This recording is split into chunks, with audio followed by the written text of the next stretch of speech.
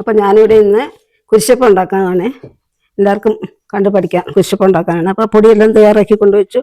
അതിൽ ഉപ്പിട്ടു, തേങ്ങ ചിരണ്ടിയത്, അരച്ചത്, അരച്ചത്, ഉള്ളി വെളുത്തുള്ളി ഒക്കെ കൂടി അരച്ച് ചേർത്ത്,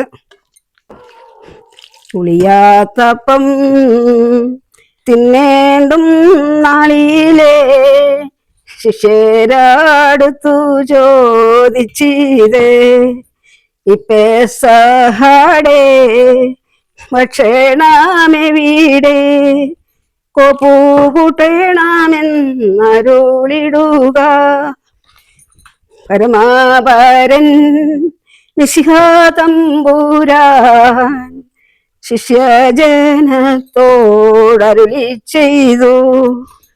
പുരത്തിൽ നിങ്ങൾ ചെല്ലുമ്പോൾ നീർക്കൂടാ മുരുത്തൻ കൊണ്ടു ചെല്ലുമാവനോടെ സ്ഥലത്തിൽ നിങ്ങൾ കൂടാവി ചെല്ലുവിൻ അവിടെ പെസഹ വിരുന്നു കൂട്ടുവിൻ.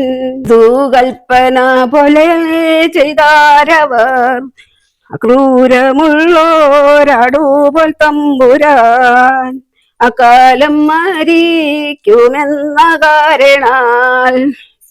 നമ്മുടെ കുരിശപ്പത്തിനുള്ള പൊടി കുഴച്ച് പാകമായി.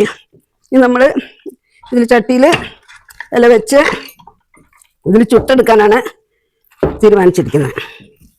ഇത് ചുടാൻ വെക്കുന്നു. കുരിശ് വെച്ച് സൽമാൻ്റെ നാമത്തിൽ കുരിശ് വെച്ച് നിർമ്മലദേവ ജ്ഞാനിയാം തമ്പുരാനെ നിർമ്മലമുള്ളോരടു പൂജിക്കണം. അപ്പൊ ഞാനത് വെച്ച് അടുപ്പത്ത് വെച്ച് ശരിയായി തീ പിടിപ്പിക്കട്ടെ. അടുപ്പത്ത് വെച്ചു. അപ്പൊ ഞാൻ പെസഹയുടെ പാല് കാച്ചാൻ പോവാണ്. അപ്പം പിതാവിൻ്റെ പുത്രൻ്റെ നാമത്തിൽ ശത്രുക്കളുടെ നാമത്തിൽ ആമേൻ. ഇതിൽ ഞാൻ കുരിശിട്ടു. ഇനി ഇതിന് വേണ്ട വെല്ലം ചേർക്കണം. വെല്ലം ചേർത്തു. ജീരകവും ഏലക്കായും ഇവിടെ അരച്ചത്. ഇതിന് വേണ്ട ഉപ്പ് അധികം ചേർക്കാൻ പാടില്ല. ഒരു ശകലം ഉപ്പിടാവുള്ളൂ. നമ്മൾ മധുരട്ടുന്ന സാധനത്തിന് അധികം ഉപ്പിടാൻ പാടില്ല. ഇത് നമ്മൾ മുന്തിരി രസപാനത്താൽ സന്തോഷമുണ്ടാം ശമിക്കും ദാഹവും ഈ രണ്ടിൽ ഗുണം കൊള്ളും ആൽപ്പാവിന്നും വരുമെന്നതിനർത്ഥമറിയിപ്പാൻ.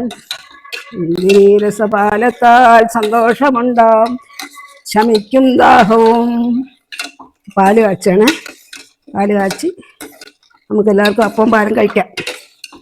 അപ്പം നമ്മുടെ പാല് റെഡി ആയിട്ടുണ്ട്. ഇനി എല്ലാവർക്കും കഴിക്കാം.